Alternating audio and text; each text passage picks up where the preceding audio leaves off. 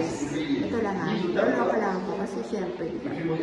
Meron talagang mga artists na parang they're amazing, unbelievable, diba? Lalo sa mga ibang country, parang ganyan. Pero this one talaga, kasi syempre, ako, hindi naman ako artist, pero nakaka-impress mo. Ako lang yung ganitong ano. Ganito, ganyan.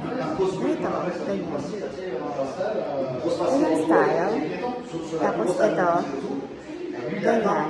Actually, maganda. Maganda siya, maganda. Look at that. Diba? Maganda. Ayan. Ito pa. Mga ganito. Actually, yan, yung binili yan, tatlo yan. Tapos gumawa ulit ng ang artist. Ilagay ko mamaya sa caption ko si artist. Girl, ang mahal ka. Makabili na ako ng bahay dito. Ganito lang yun.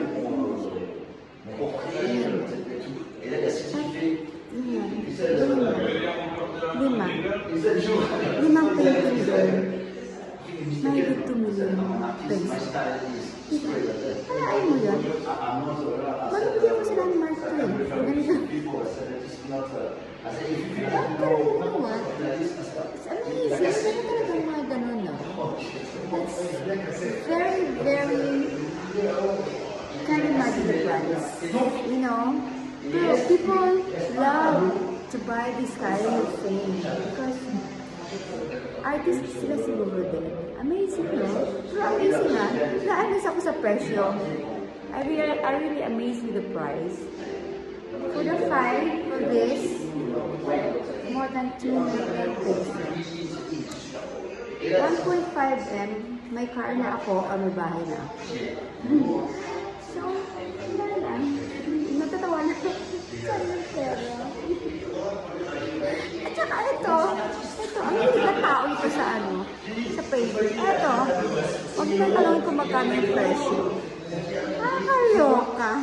Sabi ko, sabi na takot ito tayo. Anyway, amazing. I'm impressed with them. Those artists, diba, no? Pag hindi talaga artist, parang hindi mo makapasigyan, hindi talaga alam. Wala lang. Yan. Yan. So, may yan. Siya sa wala lang.